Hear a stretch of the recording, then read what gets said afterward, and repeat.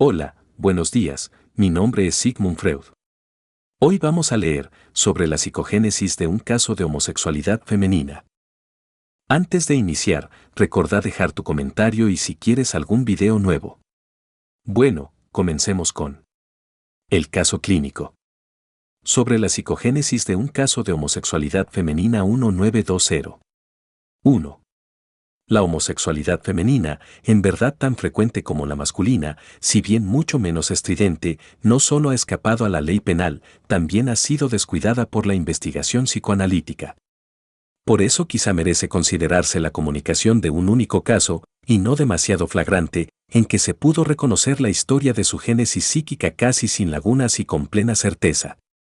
Si esta exposición brinda solo los trazos más globales de los acontecimientos y las intelecciones que se obtuvieron, callando todos los detalles característicos en que descansa la interpretación, tal cercenamiento se explica fácilmente por la reserva que el médico está obligado a guardar cuando el caso es reciente.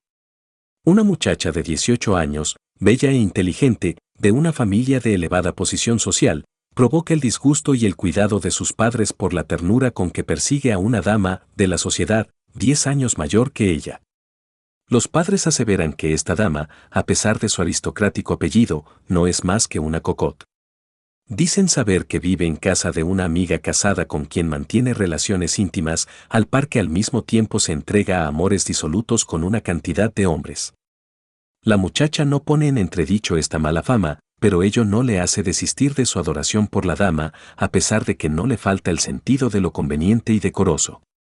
Ninguna prohibición ni vigilancia la arredran de aprovechar las raras ocasiones que se le ofrecen para hallarse en compañía de la amada, de espiar todos sus hábitos de vida, de aguardarla horas y horas a la puerta de su casa o en la parada del tranvía, de enviarle flores, etc. Es evidente que este interés único ha devorado en la muchacha a todos los otros.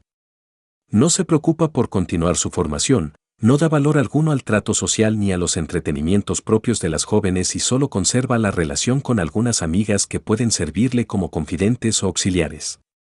Los padres no saben hasta dónde llegaron las cosas entre su hija y aquella dudosa dama y si ya se han pasado los límites de un entusiasmo tierno. No han notado nunca que la muchacha se interesara por hombres jóvenes y se complaciera ante sus homenajes, en cambio, tienen bien en claro que esta inclinación presente hacia una mujer no hace sino proseguir en medida extremada lo que en los últimos años se insinuó hacia personas del sexo femenino y había despertado el enojo y el rigor del padre. Dos aspectos de su conducta, en apariencia opuestos entre sí, provocaron grandísimo desagrado a sus padres, que no tuviese reparo alguno en exhibirse públicamente por calles concurridas con esa su amada de mala fama, y por tanto le tuviese sin cuidado su propia honra, y que no desdeñara ningún medio de engaño, ningún subterfugio ni mentira para posibilitar y encubrir sus encuentros con ella. Vale decir, demasiada publicidad en un caso, y total disimulación en el otro. Un día sucedió lo que en esas circunstancias tenía que ocurrir alguna vez, el padre topó por la calle con su hija en compañía de aquella dama que se le había hecho notoria. Pasó al lado de ellas con una mirada colérica que nada bueno anunciaba. Y tras eso, enseguida, la muchacha escapó y se precipitó por encima del muro a las vías del ferrocarril metropolitano que pasaba allí abajo. Pagó este intento de suicidio, indudablemente real, con una larga convalecencia, pero, por suerte, con un muy escaso deterioro duradero. Después de su restablecimiento, la situación resultó más favorable que antes para sus deseos. Los padres ya no osaron contrariarla con la misma decisión, y la dama, que hasta entonces había rechazado con un mohín sus requerimientos, se sintió tocada ante una prueba tan inequívoca de pasión seria y empezó a tratarla amistosamente. Unos 6 meses después los padres acudieron al médico y le confiaron la tarea de volver a su hija a la normalidad. El intento de suicidio de la muchacha les había mostrado bien a las claras que las severas medidas disciplinarias hogareñas no eran capaces de dominar la perturbación manifestada. Pero es bueno tratar por separado aquí las actitudes del padre y de la madre. El primero era un hombre serio, respetable, en el fondo muy tierno, algo distanciado de sus hijos por su impostado rigor. Su comportamiento hacia la única hija estuvo movido en demasía por miramientos hacia su mujer, la madre de ella. Cuando tuvo la primera noticia de las inclinaciones homosexuales de la hija, se encolerizó y quiso sofocarlas mediante amenazas. Quizás en ese momento osciló entre diversas concepciones, todas igualmente penosas, si debía ver en ella un ser vicioso, degenerado o enfermo mental. Ni siquiera después del accidente logró elevarse hasta esa meditada resignación que uno de nuestros colegas médicos, a raíz de un desliz parecido que hubo en su familia, expresaba con este dicho: es una desgracia como cualquier otra. La homosexualidad de su hija tenía algo que le provocaba una exasperación total. Estaba decidido a combatirla por todos los medios. El menosprecio por el psicoanálisis, tan difundido en Viena, no le arredró de acudir a él en busca de auxilio. Y si este camino fracasaba, tenía en reserva el más poderoso antídoto: un rápido casamiento estaba destinado a despertar los instintos naturales de la muchacha y a ahogar sus inclinaciones antinaturales. La actitud de la madre no era tan fácil de penetrar. Era una mujer todavía juvenil que manifiestamente no quería renunciar a la pretensión de agradar ella misma por sus encantos. Solo era claro que no había tomado tan a lo trágico el extravío de su hija y en modo alguno le indignaba tanto como al padre. Hasta había gozado durante largo tiempo de la confianza de la muchacha con relación a su enamoramiento por aquella dama. Al parecer, tomó el partido contrario movida, en lo esencial, por la perniciosa publicidad con que la hija proclamaba su sentimiento ante todo el mundo. Ella misma había sido neurótica durante varios años, gozaba de gran consideración de parte de su marido, trataba a sus hijos de manera muy poco equitativa, era en verdad dura hacia su hija y tierna en demasía hacia sus 3 muchachos, el menor de los cuales era un hijo tardío y a la sazón no tenía aún 3 años. Averiguar algo más preciso sobre su carácter no era fácil. En efecto, a consecuencia de motivos que solo más tarde podrán comprenderse, las indicaciones de la paciente acerca de su madre contenían siempre una reserva que ni por asomo se mantenía en el caso del padre. El médico que debía tomar sobre sí el tratamiento analítico de la muchacha tenía varias razones para sentirse desasosegado. No estaba frente a la situación que el análisis demanda, y la única en la cual él puede demostrar su eficacia. Esta situación, como es sabido, en la plenitud de sus notas ideales, presenta el siguiente aspecto: alguien, en lo demás dueño de sí mismo, sufre de un conflicto interior al que por sí solo no puede poner fin, acude entonces al analista, le formula su queja y le solicita su auxilio. El médico trabaja entonces codo con codo junto a un sector de la personalidad dividida en 2 por la enfermedad, y contra la otra parte en el conflicto. Las situaciones que se apartan de estas son más o menos desfavorables para el análisis y agregan nuevas dificultades a las intrínsecas del caso. Situaciones como las del contratista de una obra que encarga al arquitecto una vivienda según su gusto y su necesidad, o la del donante piadoso que se hace pintar por el artista una imagen sagrada, en un rincón de la cual, luego, haya lugar su propio retrato en figura de adorador, no son en el fondo compatibles con las condiciones del psicoanálisis. Todos los días, es cierto, ocurre que un marido acude al médico con esta información: mi mujer es neurótica, por eso nos llevamos mal, cúrela usted, para que podamos llevar de nuevo una vida matrimonial dichosa. Pero con harta frecuencia resulta que un encargo así es incumplible, vale decir, que el médico no puede producir el resultado en vista del cual el marido deseaba el tratamiento. Tan pronto la mujer queda liberada de sus inhibiciones neuróticas, se impone la disolución del matrimonio, cuyo mantenimiento solo era posible bajo la premisa de la neurosis de ella. O unos padres demandan que se cure a su hijo, que es neurótico e indócil. Por hijo sano entienden ellos uno que no ocasione dificultades a sus padres y no les provoque sino contento. El médico puede lograr, sí, el restablecimiento del hijo, pero tras la curación él emprende su propio camino más decididamente, y los padres quedan más insatisfechos que antes. En suma, no es indiferente que un individuo llegue al análisis por anhelo propio o lo haga porque otros lo llevaron, que él mismo desee cambiar o solo quieran ese cambio sus allegados, las personas que lo aman o de quienes debiera esperarse ese amor.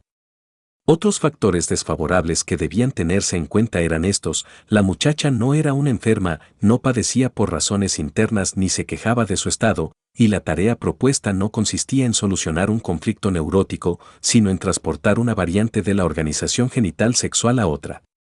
La experiencia me dice que este logro, el de eliminar la inversión genital u homosexualidad, nunca resulta fácil.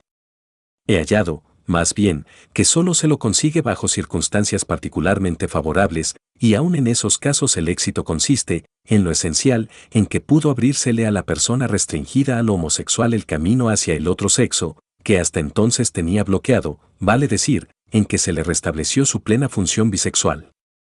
Depende después de su albedrío que quiera desertar de ese otro camino proscrito por la sociedad, y en casos singulares es lo que en efecto ha sucedido. Es preciso confesar que también la sexualidad normal descansa en una restricción de la elección de objeto, y en general la empresa de mudar a un homosexual declarado en un heterosexual no es mucho más promisoria que la inversa, solo que a esta última jamás se la intenta, por buenas razones prácticas.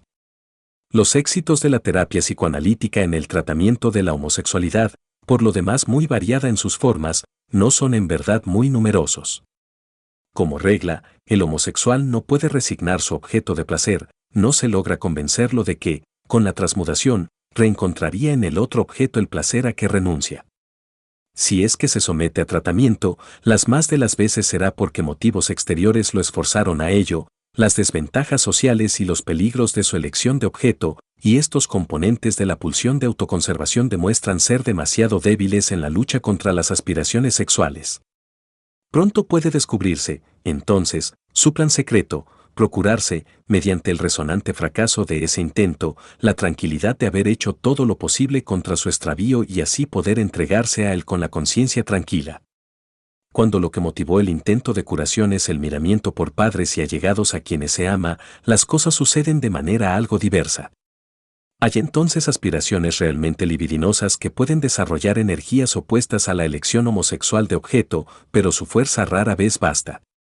Solo cuando la fijación al objeto del mismo sexo no ha alcanzado un poder suficiente o cuando preexisten considerables esbozos y restos de la elección heterosexual de objeto, vale decir, en caso de una organización todavía oscilante o nítidamente bisexual, puede el pronóstico de la terapia psicoanalítica presentarse más favorable.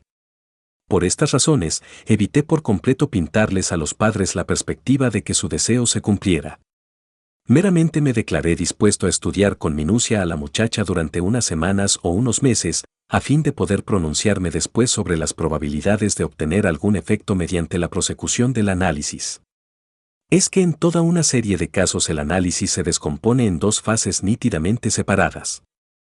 En una primera fase, el médico se procura los conocimientos necesarios acerca del paciente, lo familiariza con las premisas y postulados del análisis y desenvuelve ante él la construcción de la génesis de su sufrimiento, para la cual se cree habilitado por el material que le brindó el análisis. En una segunda fase, es el paciente mismo el que se adueña del material que se le expuso, trabaja con el I, de lo que hay en su interior de supuestamente reprimido, recuerda lo que puede recordar e intenta recuperar lo otro en una suerte de reanimación. Haciéndolo, puede corroborar las postulaciones del médico, completarlas y enmendarlas. Solo durante este trabajo, por el vencimiento de resistencias, experimenta el cambio interior que se pretende alcanzar y adquiere las convicciones que lo hacen independiente de la autoridad médica. No siempre estas dos partes se separan entre sí de manera tajante en el decurso de la cura analítica, para que ello acontezca la resistencia debe sujetarse a determinadas condiciones. Pero toda vez que ocurre, puede trazarse la comparación con dos tramos correlativos de un viaje. El primero comprende todos los preparativos necesarios, tan complicados hoy y tan difíciles de cumplir, hasta que por fin se abandona la carta de viaje, y uno pone el pie en el andén y consigue su lugar en el vagón. Ahora tiene el derecho y la posibilidad de viajar hasta ese lejano país, pero tras todos esos trabajos previos no se está todavía ahí, ni en verdad se ha avanzado un solo kilómetro hacia la meta. Aún es preciso hacer el viaje mismo de una estación a la otra, y esta parte del viaje es bien comparable con la segunda fase.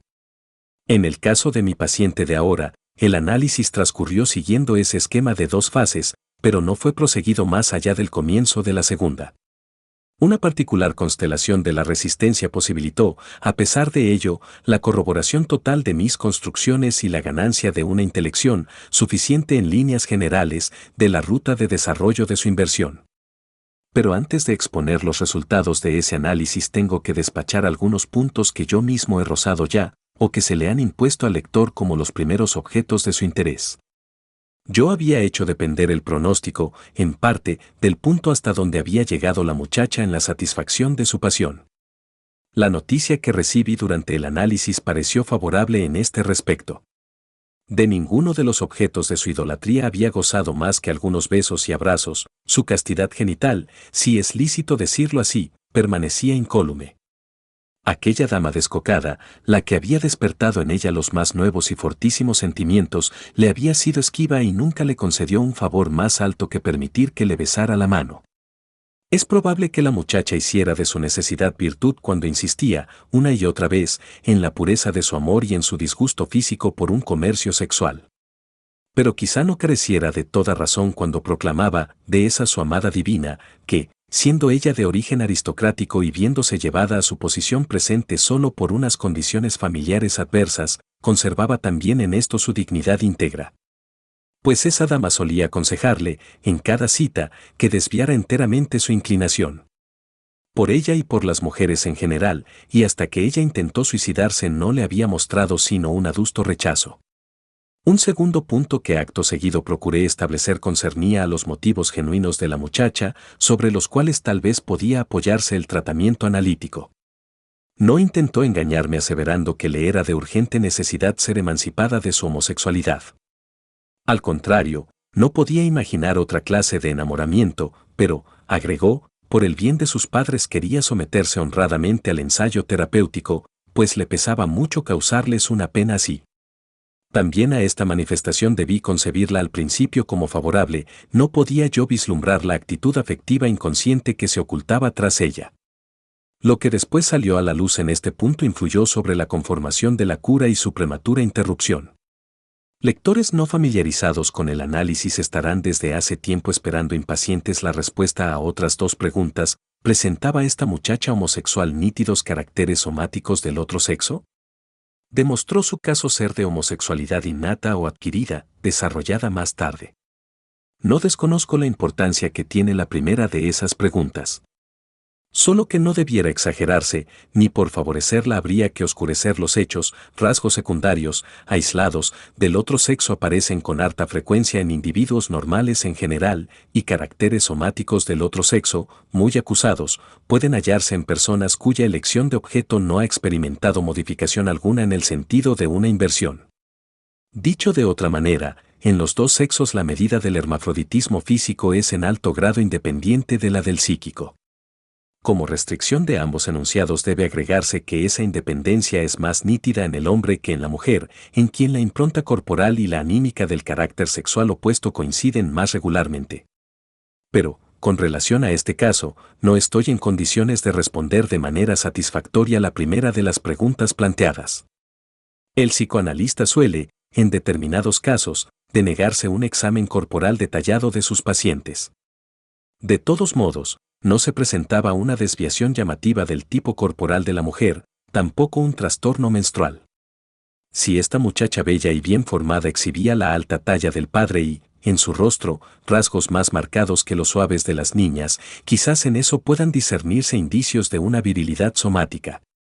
A un ser viril podían atribuirse también algunas de sus cualidades intelectuales, como su tajante inteligencia y la fría claridad de su pensamiento cuando no la dominaba su pasión. No obstante, estos distingos responden más a la convención que a la ciencia. Más importante, sin duda, es que en su conducta hacia su objeto de amor había adoptado en todo el tipo masculino, vale decir, la humildad y la enorme sobreestimación sexual que es propia del varón amante, la renuncia a toda satisfacción narcisista, la preferencia por amar antes que ser amado. Por tanto, no solo había elegido un objeto femenino, también había adoptado hacia él una actitud masculina. La otra pregunta, a saber, si su caso correspondía a una homosexualidad innata o a una adquirida, hallará respuesta en la historia total del desarrollo de su perturbación. Ahí se verá cuán infecundo e inadecuado es ese planteamiento. 2. A una introducción tan prolija solo puedo hacerle suceder una exposición en extremo sucinta y panorámica de la historia levidenel de este caso. La muchacha había atravesado sus años infantiles de manera poco llamativa, con la actitud normal del complejo de Edipo femenino. 188, más tarde, también, había empezado a sustituir al padre por el hermano un poco mayor que ella. Traumas sexuales de la primera adolescencia no se recordaban ni el análisis pudo descubrir, los La comparación de los genitales de su hermano con los propios, ocurrida al comienzo del periodo de latencia, hacia los 5 años o algo antes, le dejó una fuerte impresión y fue preciso seguirle el rastro un buen trecho en sus efectos posteriores. Hubo muy pocos indicios de onanismo de la primera infancia, o el análisis no avanzó lo suficiente para esclarecer este punto. El nacimiento de un segundo hermano, ocurrido cuando ella tenía entre 5 y 6 años, no exteriorizó influjo particular alguno sobre su desarrollo. En los años escolares y de la prepubertad se familiarizó poco a poco con los hechos de la vida sexual y los recibió con esa mezcla de lubricidad y desautorización horrorizada que ha de llamarse normal y que en su caso no rebasaba la medida. Todas estas noticias parecen bien magras y ni siquiera puedo garantizar que sean completas. Como dije, el análisis se interrumpió tras un breve lapso, y por eso brindó una anamnesis no mucho más confiable que las otras anamnesis de homosexuales, objetadas con buen derecho. Por otra parte, la muchacha nunca había sido neurótica, no aportó al análisis un síntoma histérico, de suerte que las ocasiones para explorar su historia infantil no podían presentarse tan pronto. Entre los 13 y 14 años manifestó una predilección tierna y, a juicio de todos, exagerada por un niñito que aún no había cumplido los 3 años y a quien podía ver de manera regular en un parque infantil. Tan a pecho se tomó a ese niño que de ahí nació una larga relación amistosa con los padres del pequeño. De ese hecho puede inferirse que en esa época estaba dominada por un fuerte deseo de ser madre ella misma y tener un hijo. Pero poco después el niño comenzó a serle indiferente y ella empezó a mostrar interés por mujeres maduras, aunque todavía jóvenes, interés cuyas exteriorizaciones le atrajeron pronto una sentida reprimenda de parte del padre. Quedó certificado más allá de toda duda que esta mudanza coincidió en el tiempo con un acontecimiento ocurrido en la familia, del cual, entonces, nos es lícito esperar el esclarecimiento de la mudanza. Antes, su libido estuvo depositada en la maternidad. Después fue una homosexual enamorada de mujeres más maduras, tal como siguió siéndolo en lo sucesivo. Este acontecimiento tan importante para nuestra comprensión fue un nuevo embarazo de la madre y el nacimiento de un tercer hermano cuando ella tenía 16 años. La trama que habré de revelar en lo que sigue no es producto de unos dones combinatorios que yo tendría, me fue sugerida por un material analítico tan digno de confianza que puedo reclamar para ella una certeza objetiva. En particular decidieron en su favor una serie de sueños imbricados, de fácil interpretación. El análisis permitió reconocer indubitablemente que la dama amada era un sustituto de la madre. Ahora bien, la dama misma no era por cierto madre, pero tampoco había sido el primer amor de la muchacha. Los primeros objetos de su inclinación desde el nacimiento de su último hermano fueron madres reales, mujeres que frisaban entre los 30 y los 35 años, a quienes había conocido, con los hijos de ellas, en los veraneos o en el trato de familias en la gran ciudad. La condición de la maternidad quedó en suspenso más tarde porque no se compadecía bien en la realidad con otra, que devino cada vez más importante. El vínculo particularmente intenso con la última amada, la dama, tenía aún otro fundamento que la muchacha descubrió, sin trabajo, cierto día. La silueta delgada, la belleza adusta y el carácter áspero de la dama le recordaron a su propio hermano algo mayor que ella. Por consiguiente, el objeto en definitiva elegido no correspondía solo a su ideal de mujer, sino también a su ideal de hombre, reunía la satisfacción de las dos orientaciones del deseo, la homosexual y la heterosexual.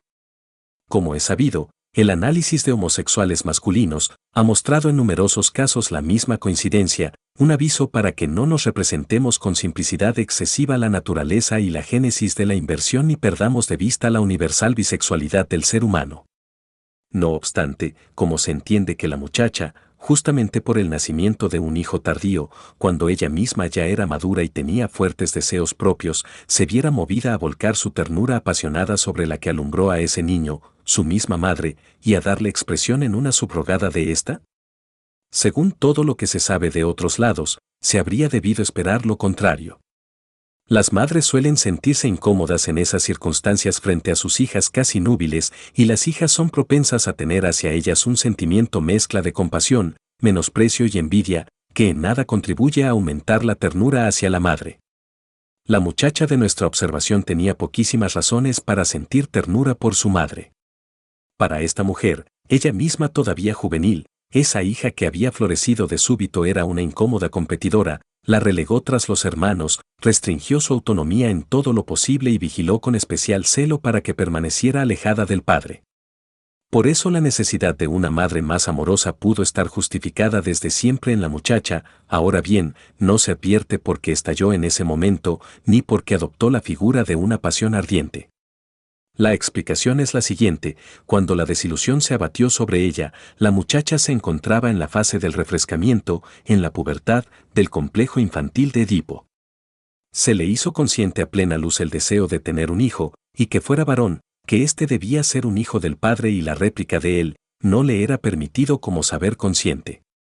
Pero en eso sucedió que recibió el hijo no ella, sino la competidora odiada en lo inconsciente, la madre. Sublevada y amargada dio la espalda al padre y aún al varón en general. Tras este primer gran fracaso, desestimó su feminidad y procuró otra colocación para su libido. Así se comportó en todo como muchos hombres, que, tras una primera experiencia penosa, rompen duraderamente con el fementido sexo de las mujeres y se hacen misóginos. De una de las personalidades principescas más atrayentes y más desdichadas de nuestra época, se cuenta que se hizo homosexual porque su prometida lo engañó con un extraño. Yo no sé si es esta una verdad histórica, pero tras esa habladuría se esconde una pizca de verdad psicológica. La libido de todos nosotros oscila normalmente a lo largo de la vida entre el objeto masculino y el femenino. El joven abandona a sus amigos cuando se casa y vuelve a la mesa del café cuando su vida conyugal se ha vuelto insípida. Claro que cuando esa oscilación es tan radical y definitiva, nuestra conjetura se dirige a un factor especial que favoreciera decisivamente este o aquel extremo, y quizás esperara el momento propicio para imponer en su provecho la elección de objeto. Nuestra muchacha, pues, tras esa desilusión había arrojado de sí el deseo de tener un hijo, el amor por el varón y, en general, el papel femenino. Y es evidente que entonces habrían podido ocurrir muy diversas cosas. Lo que finalmente sucedió fue lo más extremo. Ella se transmudó en varón y tomó a la madre en el lugar del padre como objeto de amor. Su vínculo con la madre había sido sin duda ambivalente desde el comienzo, por eso logró con facilidad reanimar el amor temprano por la madre y, con su auxilio, sobrecompensar su hostilidad presente hacia ella. Y puesto que con la madre real poco había que hacerle, de la transposición afectiva que aquí hemos descrito resultó la busca de un sustituto del cual pudiera prendarse con apasionada ternura. Un motivo práctico nacido de sus vínculos reales con la madre vino a sumarse como ganancia secundaria de la enfermedad. La madre apreciaba todavía el ser cortejada y festejada por hombres. Y entonces, convirtiéndose ella en homosexual, le dejó los hombres a la madre, se hizo a un lado, por así decir, y desembarazó del camino algo que hasta entonces había sido en parte culpable del disfavor de la madre. La postura Leviden ganada así no hizo sino consolidarse cuando la muchacha notó cuán desagradable le resultaba al padre. Desde aquella primera reprimenda causada por una aproximación demasiado tierna a una mujer, ella sabía con que podía ofender al padre y vengarse de él. Ahora seguía siendo homosexual por un desafío contra el padre. Tampoco se hizo escrúpulos de conciencia por engañarlo y burlarlo de todas las maneras. Con la madre solo fue insincera hasta donde era preciso para que el padre nada supiese. Yo tuve la impresión de que obraba según el principio del talión: puesto que me has engañado, tiene que ocurrirte que yo también te engañe a ti. Tampoco puedo juzgar de otro modo las llamativas faltas de precaución de esa muchacha, en lo demás de una prudencia refinada. Es que el padre debía enterarse en ocasiones de sus tratos con la dama, de lo contrario perdería la satisfacción de la venganza, que era la más acuciante para ella. Así, exhibiéndose en público con la adorada, procuraba ir de paseo por las calles próximas al local donde el padre tenía su negocio, y cosas parecidas. Por cierto, esas faltas de precaución no carecían de propósito. Por otra parte, es asombroso que ambos progenitores se comportasen como si comprendieran la psicología secreta de la hija. La madre se mostraba tolerante, como si viese una deferencia de su hija en el hecho de que se hiciera a un lado, y el padre rabiaba, como si sintiera el propósito de venganza dirigido contra su persona. Pero la inversión de la muchacha recibió su último espaldarazo cuando topó en la dama con un objeto que al mismo tiempo ofrecía satisfacción a la parte de su libido heterosexual todavía apegada al hermano. 3. La exposición lineal se presta poco a describir procesos anímicos entreverados y que transcurren en diversos estratos del alma. Me veo precisado a adentrarme en la discusión del caso y a ampliar y ahondar algo de lo comunicado. He dicho que la muchacha adoptó con relación a la dama venerada el tipo masculino del amor.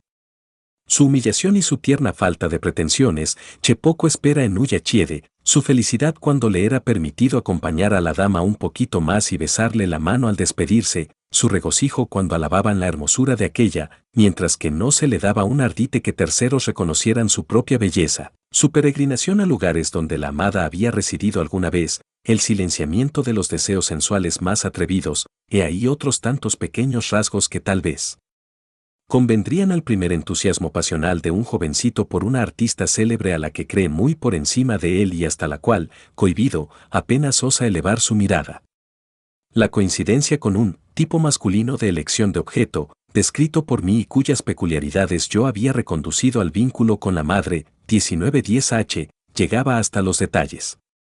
Podía resultar llamativo que no la desanimase para nada la pésima reputación de la amada, por más que sus propias observaciones la convencieron sobradamente de lo justificado de esa fama.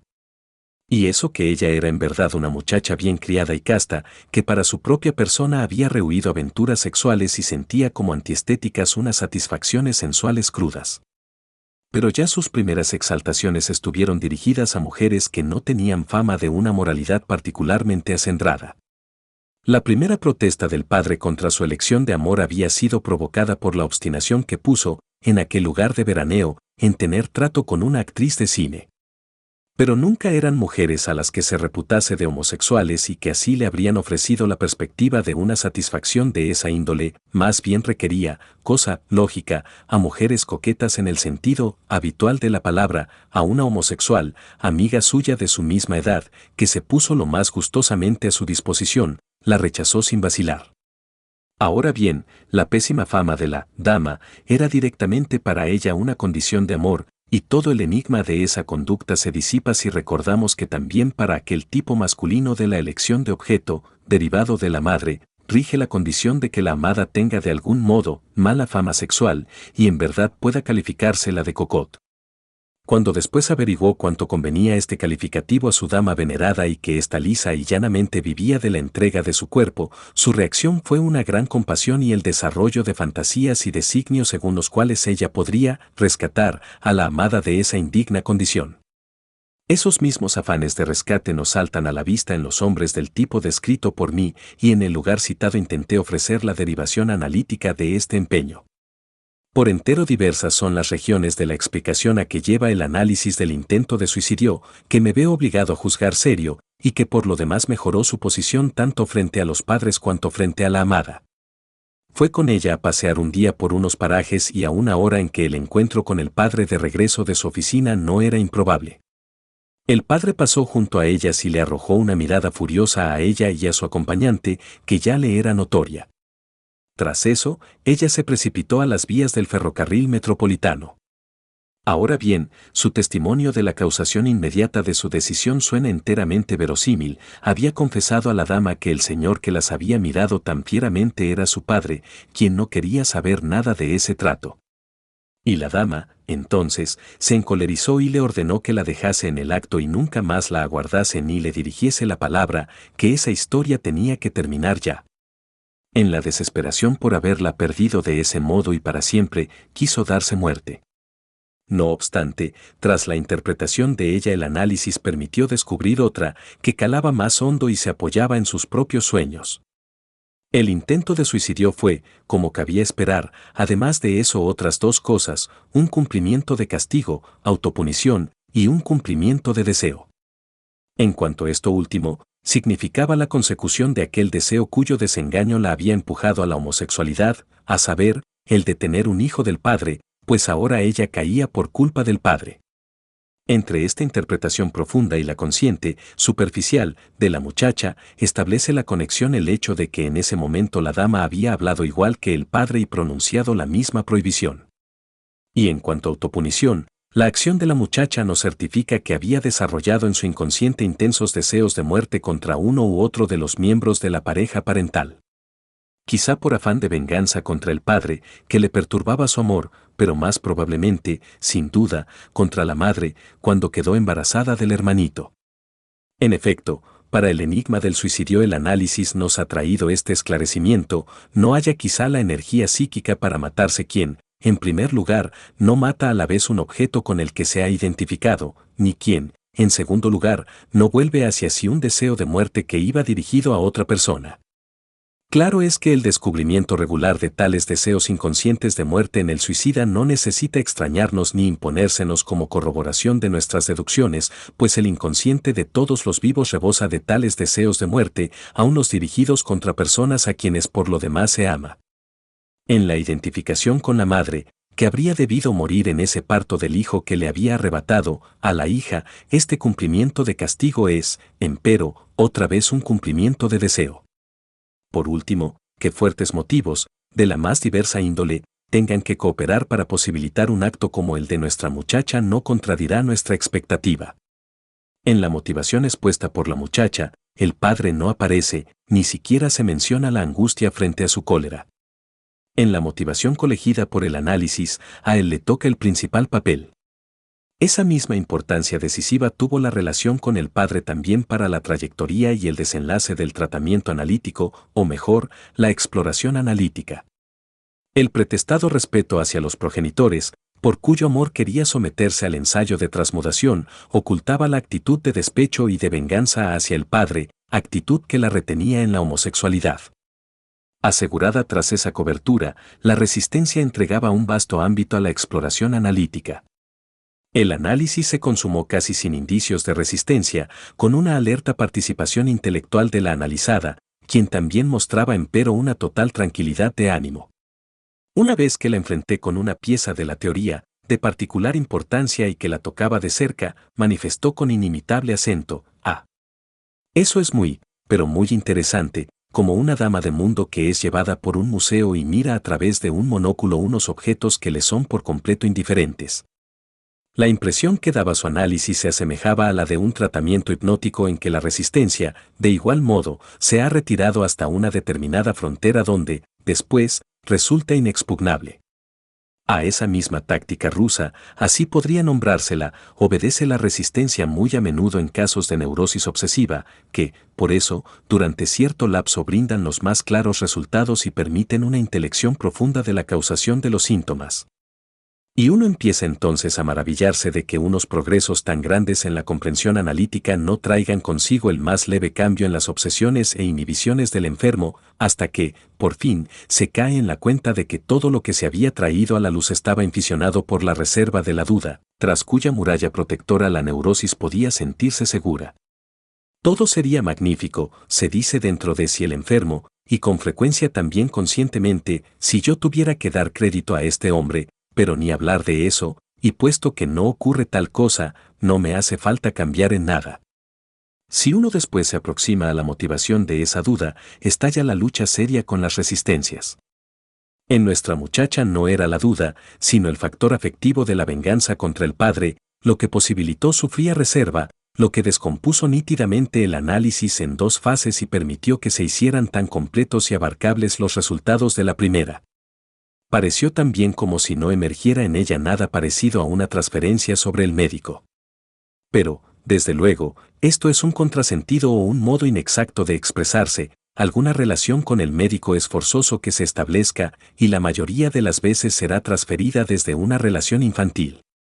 En realidad transfirió a mí esa radical desautorización del varón que la dominaba desde su desengaño por el padre. Al encono contra el varón le resulta fácil, por lo general, cebarse en el médico. No hace falta que traiga a escena tormentosas exteriorizaciones de sentimiento, se expresa, simplemente, en estorbar sus esfuerzos y aferrarse a la condición de enfermo. Yo sé por experiencia cuán difícil es llevar a la comprensión del analizado precisamente esa sintomatología muda y hacer que tome conciencia de esa hostilidad latente, muchas veces enorme, sin que la cura corra peligro. Interrumpí, entonces, tan pronto hube reconocido la actitud de la muchacha hacia su padre, y aconsejé que si se atribuía valor al ensayo terapéutico se lo prosiguiese con una médica. Entretanto, la muchacha había prometido al padre suspender por lo menos el trato con la dama, y no sé si mi consejo, cuya motivación es bien transparente, será obedecido. Una sola vez apareció en este análisis algo que yo pude concebir como transferencia positiva, como renovación en extremo debilitada del originario, apasionado enamoramiento por el padre. Tampoco esta manifestación estaba exenta del agregado de otro motivo, pero la menciono porque pone sobre el tapete, en una dirección distinta, un interesante problema de la técnica analítica. En cierto momento, no mucho después de comenzada la cura, presentó la muchacha una serie de sueños que, convenientemente desfigurados y vertidos en un correcto lenguaje onírico, eran empero de traducción fácil y cierta. Ahora bien, su contenido, interpretado, era sorprendente. Ellos anticipaban la cura de la inversión por el tratamiento, expresaban su júbilo por las perspectivas de vida que ahora se le abrían, confesaban la añoranza por el amor de un hombre y por tener hijos y, así, podían saludarse como feliz preparación para la mudanza deseada. La contradicción respecto de sus contemporáneas exteriorizaciones de vigilia era harto grande. Ella no me escondía que meditaba, sí, casarse, pero solo para sustraerse de la tiranía del padre y vivir sin estorbo sus reales inclinaciones. Con el marido, decía con un dejo de desprecio, despacharía lo que era debido, y en definitiva era bien posible, como lo mostraba el ejemplo de la dama venerada, mantener relaciones sexuales simultáneas con un hombre y una mujer. Puesto sobre aviso por alguna ligera impresión, le declaré un día que no daba fe a estos sueños, que eran mendaces o hipócritas y ella tenía el propósito de engañarme como solía engañar al padre. No andaba errado, los sueños de dicha clase cesaron tras ese esclarecimiento. No obstante, creo que junto al propósito de despistarme había también una pizca de galanteo en esos sueños, era también un intento por ganar mi interés y mi buena disposición, quizá para defraudarme más tarde con profundidad tanto mayor. Puedo imaginarme que apuntar la existencia de sueños de esa índole, de mendaz condescendencia, desencadenará en muchos que se titulan analistas una verdadera tormenta de impotente indignación.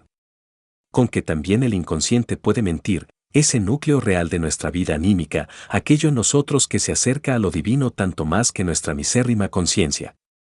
Y entonces, ¿cómo podemos todavía edificar sobre las interpretaciones del análisis y la certeza de nuestros conocimientos? Hay que decir, por lo contrario, que la admisión de esos sueños mendaces no significa una novedad estremecedora. Yo sé, por cierto, que es imposible desarraigar en el hombre la necesidad de una mística y que ella hace incesantes esfuerzos por recuperarle el ámbito que le arrancó la interpretación de los sueños, pero en el caso que nos ocupa todo es bastante sencillo. El sueño no es lo inconsciente, es la forma en que un pensamiento que ha quedado pendiente desde lo preconsciente, o aún desde lo consciente de la vida de vigilia, pudo ser trasegado merced a las condiciones favorables del estado del dormir. Dentro de este último, ganó el apoyo de emociones inconscientes de deseo y experimentó así la desfiguración por obra del trabajo del sueño, que está determinado por los mecanismos que rigen para lo inconsciente. En nuestra soñante, el propósito de engañarme, tal como solía hacerlo con su padre, provenía del preconsciente, si es que no era consciente, ahora bien, pudo abrirse paso en la medida en que se conectó a la moción inconsciente de deseo de agradar al padre o a su sustituto, y así creó un sueño mendaz. Los dos propósitos, el de engañar al padre y el de agradarle, provienen del mismo complejo, el primero creció por la represión del segundo, y este es reconducido al primero por el trabajo del sueño. Por tanto, ni hablar de una depreciación de lo inconsciente, de un debilitamiento de la confianza en los resultados de nuestro análisis. No quiero dejar pasar esta oportunidad sin expresar, otra vez, mi estupefacción por el hecho de que los seres humanos puedan recorrer tramos tan grandes y tan importantes de su vida amorosa sin notar mucho de ella y aún, a veces, sin tener de ella la mínima vislumbre, o que, cuando eso les llega a la conciencia, equivoquen tan radicalmente su juicio. Y esto no acontece solo bajo las condiciones de la neurosis, donde estamos familiarizados con el fenómeno, parece ser lo corriente.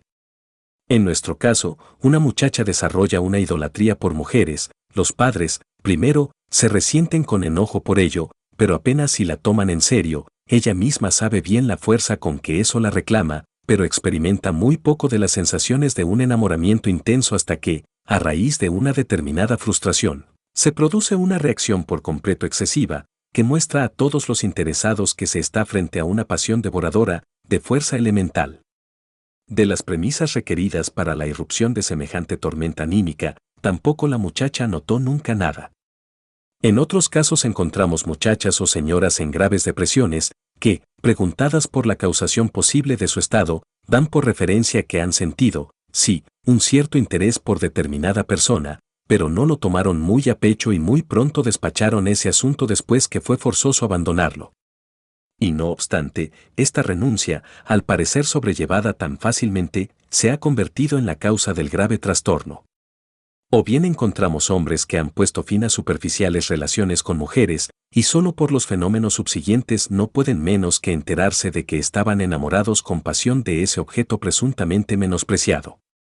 También cabe el asombro por los insospechados efectos que pueden derivar de un aborto artificial, el acto de matar el fruto del vientre, decisión que se había tomado sin remordimiento ni vacilación.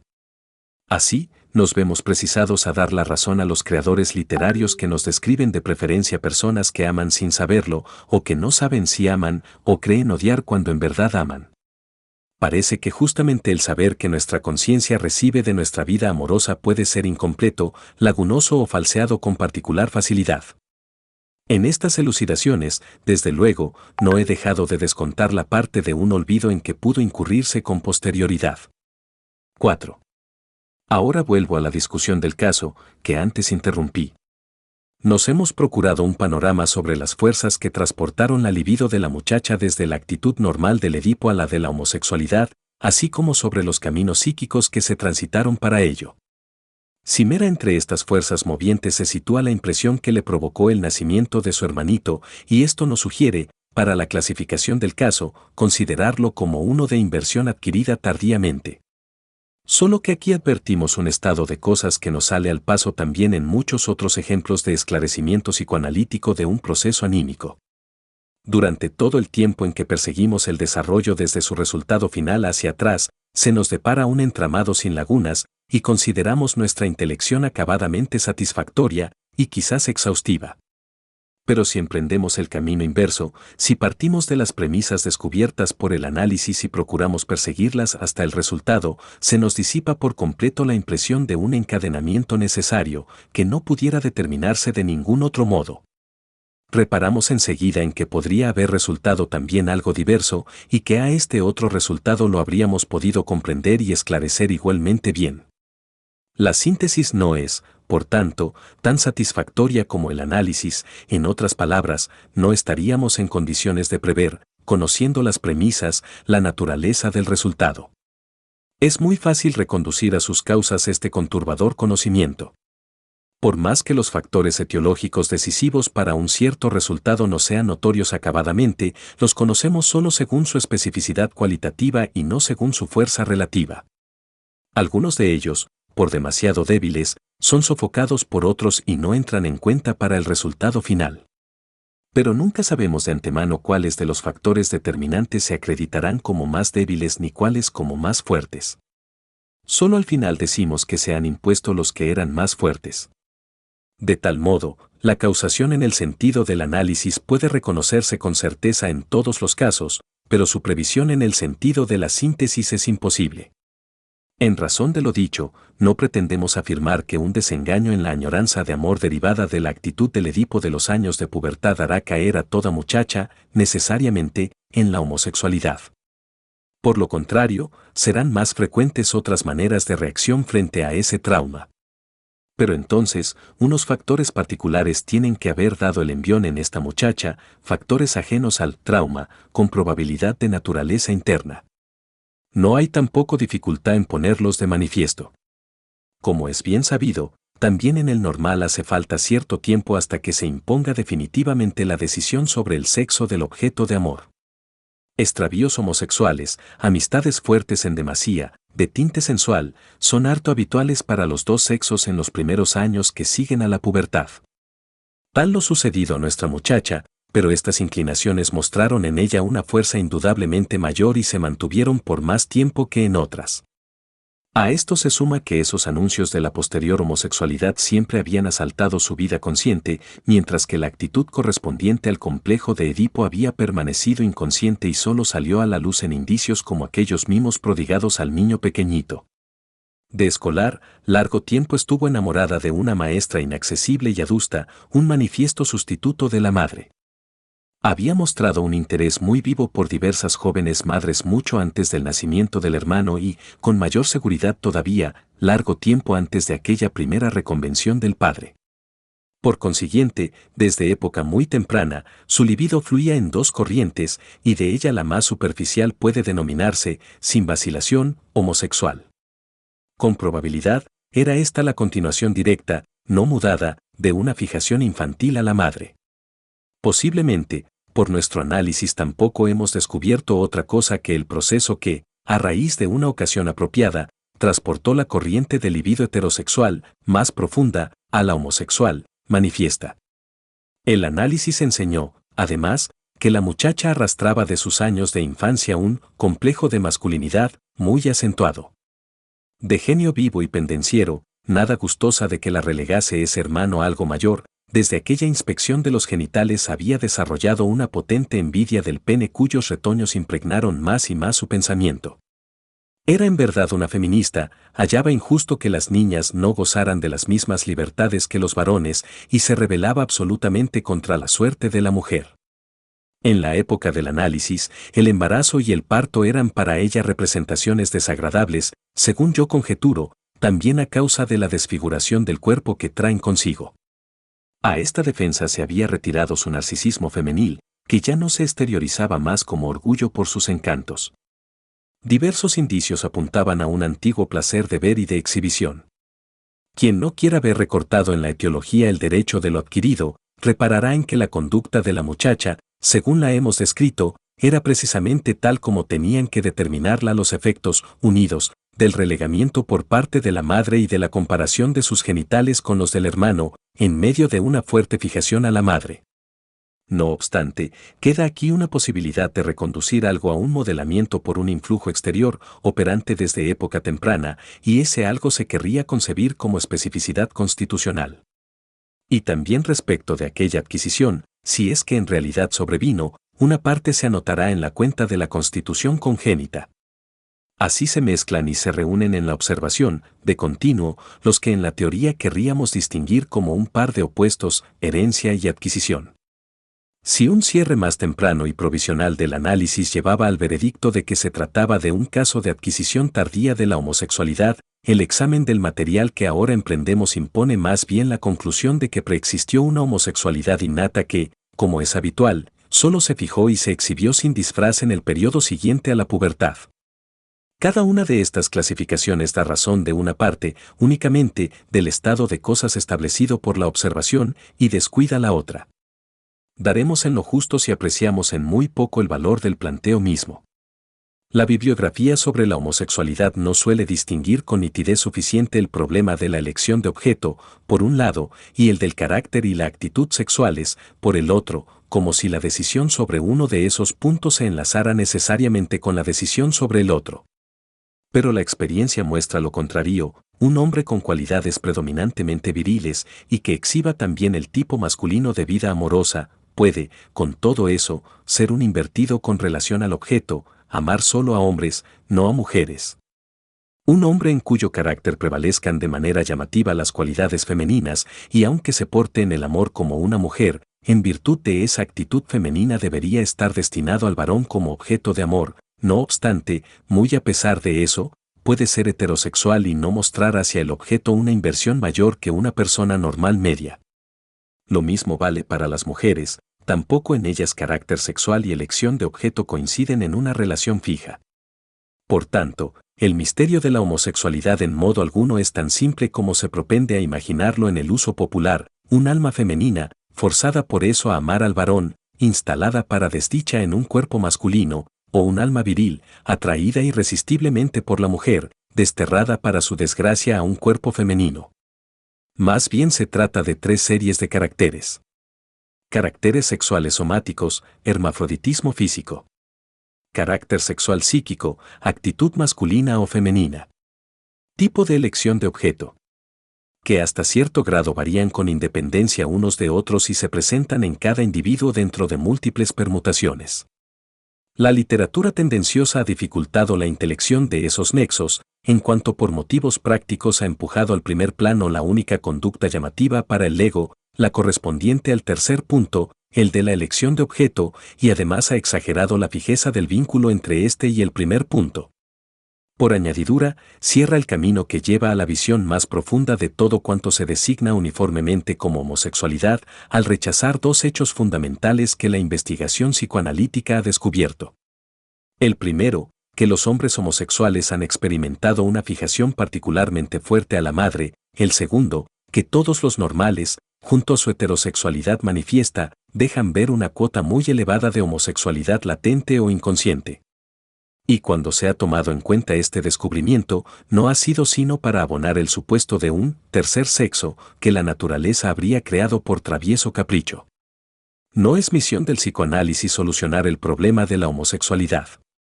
Tiene que conformarse con revelar los mecanismos psíquicos que han llevado a decidir la elección de objeto y rastrear desde ahí los caminos que llevan hasta las disposiciones pulsionales. En ese punto cesa su tarea y abandona el resto a la investigación biológica que precisamente hoy, en los experimentos de Steinach, ha producido esclarecimientos tan importantes sobre la influencia de la primera de las series mencionadas sobre la segunda y la tercera. El psicoanálisis se sitúa en un terreno común con la biología en la medida en que adopta como premisa una originaria bisexualidad del individuo humano, así corno del animal. Pero no puede esclarecer la esencia de aquello que en sentido convencional o biológico se llama masculino y femenino, adopta ambos conceptos y basa en ellos sus trabajos. En el intento de una reconducción más avanzada, lo masculino se le volatiliza en actividad y lo femenino en pasividad, y eso es harto poco. Ya antes ensayé puntualizar la medida en que es admisible o está corroborada la expectativa de obtener un punto de apoyo para modificar la inversión mediante el trabajo de esclarecimiento que cae dentro del ámbito del análisis. Si se compara esa cuota de influencia con los grandes vuelcos que ha conseguido Steinach en casos singulares mediante intervenciones quirúrgicas, no produce aquella una impresión imponente.